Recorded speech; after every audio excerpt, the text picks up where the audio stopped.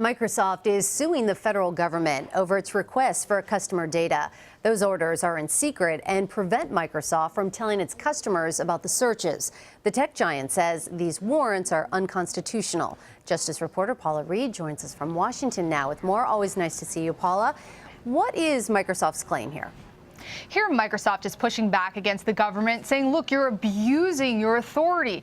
Under the law, the government can make requests to go through customer data, but keep it secret. They can ask the court for what is called a gag order if they believe that disclosing the search would potentially compromise the investigation. Microsoft is pushing back and saying, look, this is unconstitutional. Half of the requests that we're getting, they're not allowing us to inform our customers. And they said, because this is an electronic space, you are abusing this right, and it's unconstitutional. If this was going through a customer's car or a customer's house, they'd have a right to know. Paula, why is Microsoft suing the government now? Is there a strategy behind the timing of it all?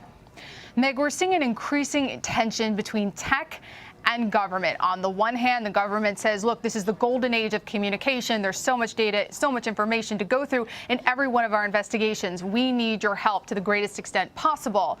But on the other hand, tech is saying, look, this is the golden age of surveillance. There's more information out there than ever before. You don't have to involve us in this. For example, in the Apple case, you don't need us to create a software to undermine our own security. And here Microsoft is saying you don't have to bring us into these orders, keeping this secret from our customers when you're rifling through their data.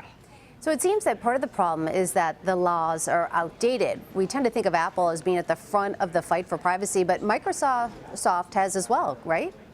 Absolutely. This is just one of several cases that Microsoft has brought against the U.S. government. One of the most famous is called the Microsoft Ireland case. In that case, Microsoft is pushing back against the government's effort to get into a cloud in Ireland, saying they didn't go through the proper channels. But as you noted, the problem is that the law that most of these cases are based on is from 1986.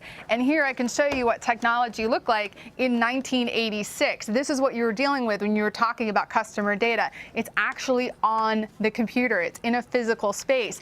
So the law just really hasn't kept up with technology. Now, of course, we have iPhones. Most of our information is kept on a cloud. And that's where a lot of the disputes that Microsoft has taken up with the U.S. government are focused on. The cloud, the fact that you're sort of exploiting the fact that the law doesn't speak specifically and doesn't protect the cloud. All right, Paula Reid in Washington for us. Thank you so much.